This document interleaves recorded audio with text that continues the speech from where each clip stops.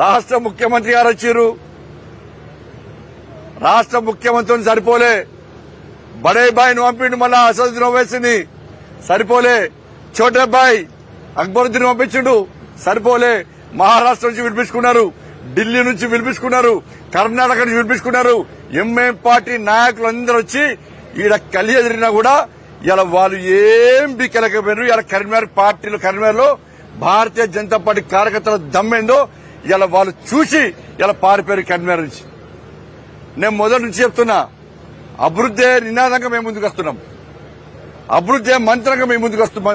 మేము ఏం చేస్తామో చెప్పినాం. ఆ విశ్వాసం ప్రజలకు వచ్చింది. వాళ్ళ మాకు అభివృద్ధి కావాలి, సమస్యలతో తల్లడిల్లుతున్నాం. ఇవాళ ఇన్ని సమస్యలు తీర్చింది భారతీయ జనతా పార్టీ, ఇంకా తీర్చే అవకాశం అనేది భారతీయ జనతా పార్టీ అని భావించింది. కాబట్టి కేవలం నరేంద్ర మోడీ గారి మీద నమ్మకంతో మాత్రమే, నరేంద్ర మోడీ గారి మీద విశ్వాసంతో మాత్రమే కేంద్రంలో భారతీయ జనతా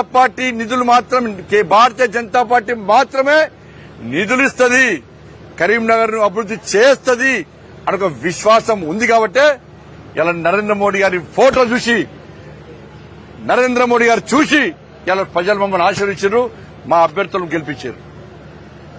ఇలా 30 గెలిచినాం, 3 మా అభ్యర్థులే. కొన్ని కారణాల వల్ల, సర్వే వల్ల 3కి ఇవ్వలేకపోయినాం. వాళ్ళు 3 కూడా కాశాప్ కండ వేసుకుని జై శ్రీరామ్ అనుకుని తిరిగిన అభ్యర్థులే, వాళ్ళు మా వాళ్ళే. ఇలా అనేక మంది ఇండిపెండెంట్ భారతీయ జనతా పార్టీకి వస్తున్నారు. ఇలా అతి త్వరలో మేము మ్యాజిక్ ఫిగర్ దాటినాం ఆల్రెడీ. అతి త్వరలో ఈ కరీంనగర్ లో ఎవ్వరు ఊహించని విధంగా భారతీయ జనతా పార్టీ జలకివ్వబోతున్నది. వాళ్ళందరూ కూడా ఇతర పార్టీలో గెలిచిన అభ్యర్థులు కూడా సార్ మాకు అభివృద్ధి కావాలి. నేను వాళ్ళు కూడా అదే చెప్పిన. చాలా మంది ఫోన్ చేస్తున్నారు, మాకు సహకరిస్తామంటున్నారు. నేను క్లియర్ చెప్పినాం, ఇప్పటి నుంచి రాజకీయాలు మాట్లాడడం. మేము కరీంనగర్ కార్పొరేషన్ అభివృద్ధి కావాలి, ప్రజల అభివృద్ధి గురించి మాత్రమే మాట్లాడతాం.